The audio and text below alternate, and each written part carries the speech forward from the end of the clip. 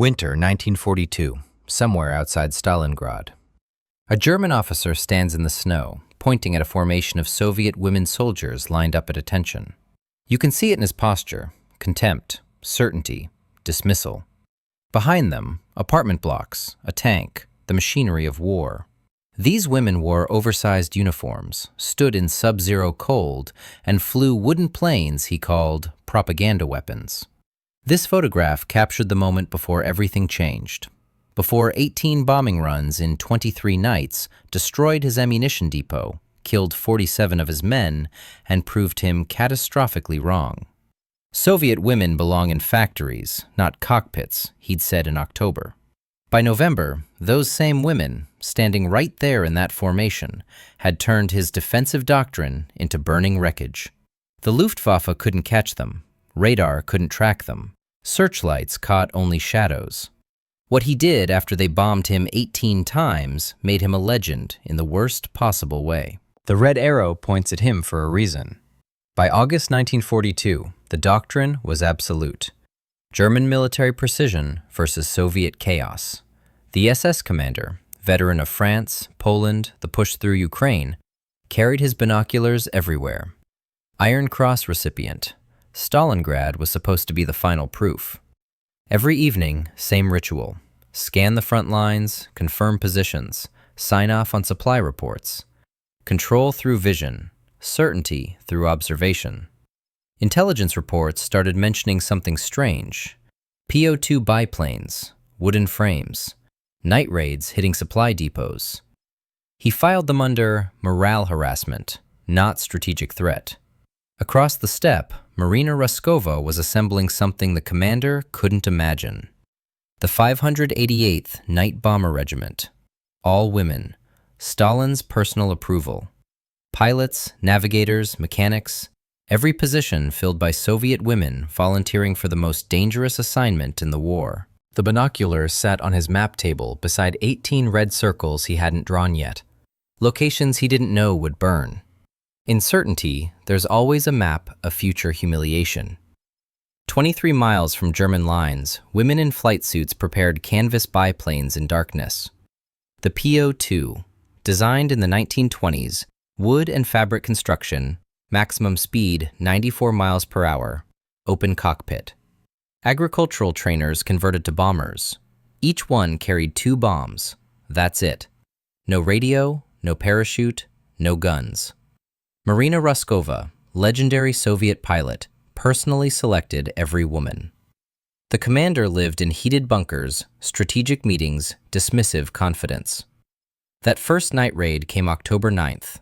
Small explosion, minimal damage. Germans blamed partisans. The next morning, the commander's binoculars scanned the impact site, a scorched supply truck, some scattered ammunition crates.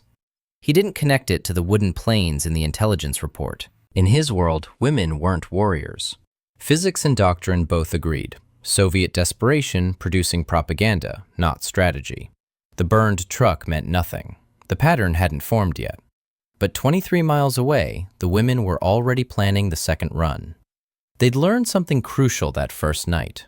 German searchlights couldn't track them if they cut the engines and glided. Over 8 nights, raids 2 through 5 hit with surgical precision. Fuel depot, supply line junction, ammunition cache, radio tower. Always between midnight and 4 a.m. Always the same tactic. Engine cut at altitude, glide in silence, drop bombs, restart engine, and vanish. German officers started noticing. Discussions in command briefings. No engine sound until after the explosion. Searchlights catch nothing, like they're invisible. The commander received a new report. Probable female pilots, PO2 aircraft, systematic targeting of logistics. His response was recorded in his aide's diary. Soviets send women? They're desperate and useless. October 1942, Stalingrad siege tightening. German 6th Army encircling the city. Victory within reach. The soldiers started calling them something else. Nachthexen, night witches, because all you heard was wind whistling through canvas and wood, like a witch's broomstick cutting through darkness. then fire, then screaming. The commander stood on the bunker roof one night with his binoculars, watching a parachute flare illuminate empty sky, watching for an invisible enemy. The doctrine said women couldn't fly combat missions. Reality had a different opinion forming in the dark. Raid 6 changed everything. The commander personally observed from the rooftop, binoculars raised, searchlights sweeping the October sky. Anti-aircraft guns ready, radar operators scanning frequencies. He wanted to see the propaganda lie collapse. Then he heard it, wind whistling through fabric. 400 meters away, the fuel depot exploded. He never saw the plane. In the fireball's glow, maybe a shadow, maybe nothing. The primitive technology was defeating modern defense through a simple trick. Po-2s flew too slow for Messerschmitt fighters to intercept. German night fighters stalled out at speeds higher than the Soviet biplane's maximum velocity. The women cut engines at 2,000 feet, glided in silence, became ghosts. The commander ordered a defensive perimeter the next day, doubled the searchlights, positioned anti-aircraft guns in overlapping fields of fire. Raid 7 came 2 nights later, supply convoy destroyed. The perimeter meant nothing. You think you're learning their pattern, you're not. The false certainty was worse than ignorance. He studied the impact sites, calculated approach vectors, positioned defenses exactly where physics said they'd appear. The women flew around his calculations. They changed routes, varied timing, adapted faster than German doctrine could respond. Courage beats equations. An intelligence officer finally explained the secret. They're made of wood and fabric, invisible to radar. The commander stood over the map table, binoculars in hand, processing the impossible. These women were using darkness, terrain, and Soviet determination as weapons. His own overconfidence was the targeting system. Every dismissive comment, every useless assessment, it blinded him worse than night. Nadezhda Popova, one of the pilots, flew 18 missions in one night. 18. Land, refuel, takeoff, repeat. The legend grew among Soviet forces while German supplies burned. Raids 7 through 11 hit systematically. Truck convoys, field hospitals, command posts.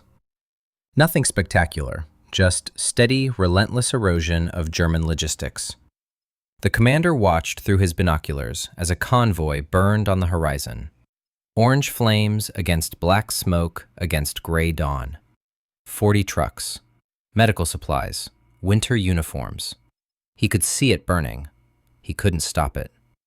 The ordinary key unlocked the whole puzzle. What he dismissed as weakness, slow speed, primitive construction, female pilots, was actually their greatest strength. No radar signature, no engine sound, no respect from German defenders, which meant no real preparation. The object that helped him see everything showed him nothing at all. November arrived with Luftwaffe command and elite night fighters. The commander requested backup, admitting failure without saying the words. His ego versus military reality, documented in tersely worded communiques. Requesting specialized interception units for sustained harassment operations. Translation: the women are winning. The Soviet pilots adapted immediately, flew lower, hugging terrain, changed approach vectors every night, increased mission frequency. If Germans couldn't predict the pattern, they couldn't defend against it. Raids 12 through 15 hit 4 consecutive nights, 0 German interceptions. The Luftwaffe's best pilots, flying the world's most advanced aircraft, couldn't catch women in wooden trainers.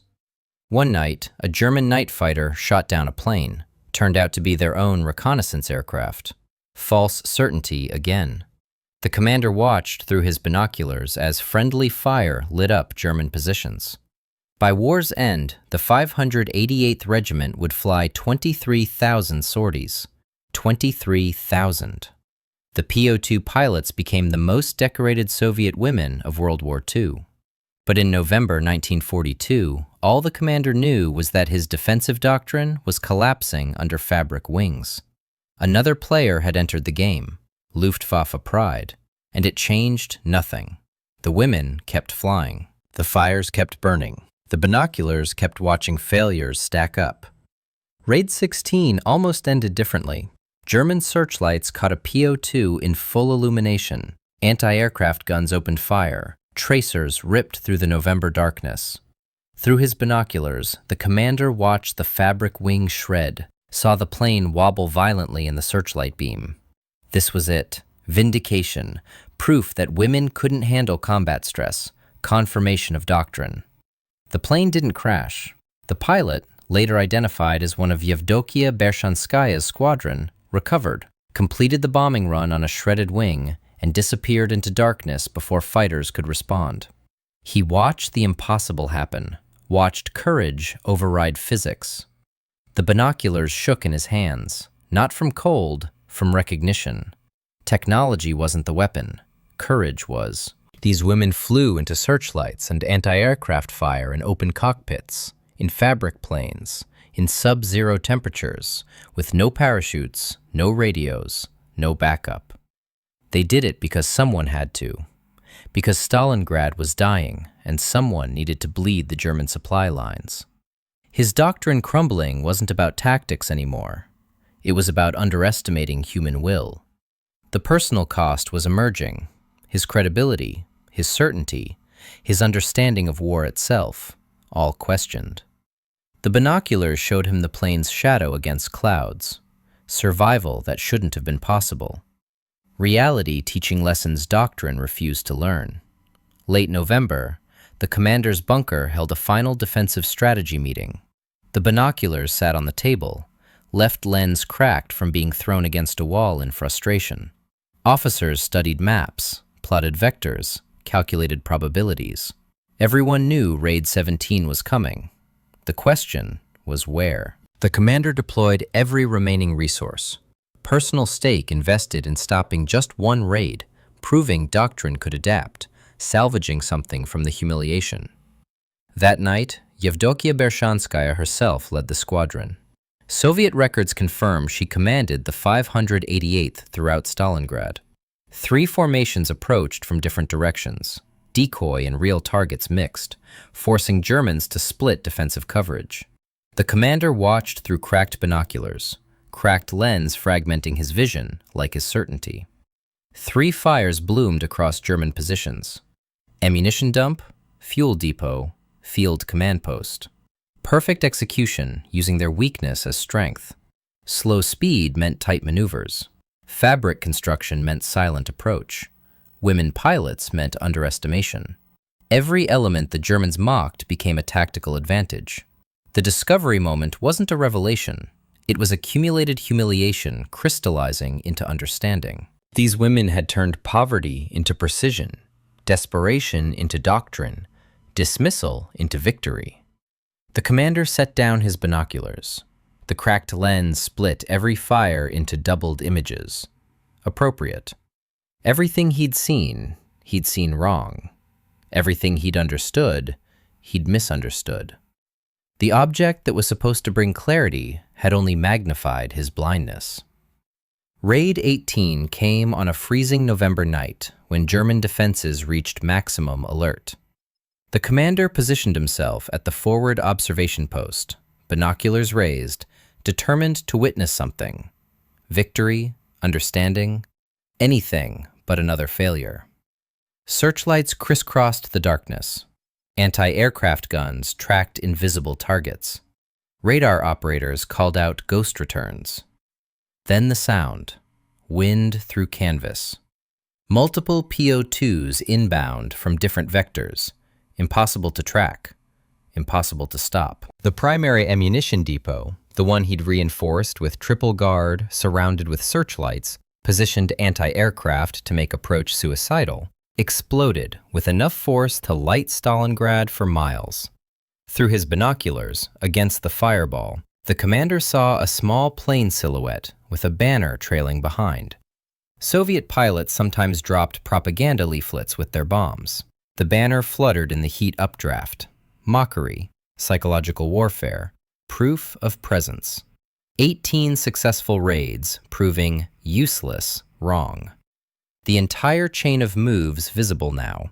Women fly, cut engines, glide through darkness, drop bombs, restart engines, escape, repeat, every night, all winter, until German logistics bled dry. His binoculars captured the plane's silhouette for exactly 3 seconds before it vanished. 3 seconds to understand complete tactical failure. The explosion kept burning. The women kept flying. And somewhere in Soviet-held territory, they were already refueling for Raid 19.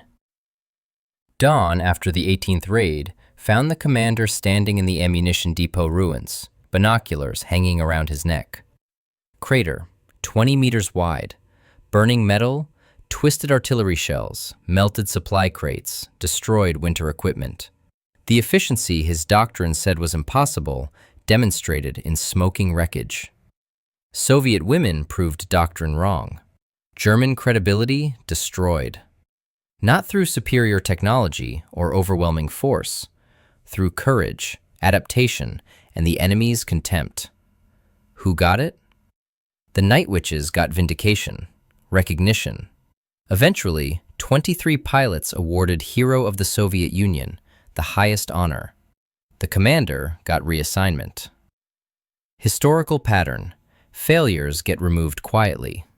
December 1942, he received transfer orders. No formal reprimand, no public acknowledgement, just reassignment for tactical reorganization. The cost was personal and absolute. Career stalled, reputation questioned, understanding of warfare fundamentally challenged. The binoculars transformed meaning. They were supposed to be instruments of vision, seeing threats, identifying targets, confirming victories. Instead, they became symbols of blindness, seeing but not understanding, observing but not learning. The moral question wasn't complicated. Was dismissing women tactical racism or strategic stupidity? Both. The combination of prejudice and pride created tactical vulnerability. He looked at the crater through his binoculars one final time. The magnification showed details. A piece of fabric caught on twisted metal. Soviet manufacture, part of a bomb casing. Evidence of the impossible. Proof that doctrine bends or breaks against reality. December 1942. The commander left Stalingrad without ceremony. Public reason. Tactical reorganization. Real reason. Intelligence failure, doctrinal stubbornness, preventable losses adding up to command embarrassment. The Night Witches continued flying.